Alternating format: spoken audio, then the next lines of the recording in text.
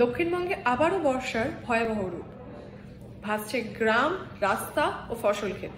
লাগাতার বৃষ্টির সাথে ডিভিসির জল ছাড়ার কারণে দক্ষিণবঙ্গের নদীগুলোর জলস্তর হঠাৎ করে বেড়ে গেছে। ঘাটাল, গড়বেতা, চন্দ্রকোনা, হাওড়া, হুগলি ও বাঁকুড়ার বিভিন্ন অংশে জলমগ্ন অবস্থায় সেখানকার ঘরবাড়ি। ঘাটালে চালু হয়েছে নৌকা পরিষেবা। ওষুধ ও খাবার ঘরে ঘরে পৌঁছে দেওয়ার জন্য ব্যবহার করা হচ্ছে নৌকা। রাজ্য সরকারের পক্ষ থেকে চলছে ত্রাণ শিবির ও উদ্ধার কার্যক্রম। এনডিআরএফ ও এসডিআরএফ ইতিমধ্যেই মাঠে নেমেছে। পশ্চিম মেদিনীপুরের এসপি ধৃতিমান সরকার জানিয়েছেন, প্রাণহানির কোনো মামলা যাতে না ঘটে তাই সর্বোচ্চ সতর্কতা অবলম্বন করা হয়েছে। ড্রোন দিয়ে চালু করা হয়েছে নজরদারি। ডিভিসির পক্ষ থেকে জানানো হয়েছে 60,000 কিউসেক জল ছাড়া হয়েছে মাইথন ও পাঞ্চেত ড্যাম থেকে।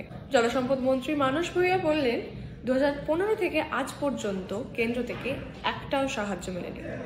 বারবার জানানো সত্ত্বেও ড্যামের ক্যাপাসিটি বাড়ানো হয়নি। 2025-26 বাজেটে ঘোষিত হয়েছে 500 কোটি বরাদ্দ ঘাটাল মাস্টার প্ল্যান বাস্তবায়নের জন্য।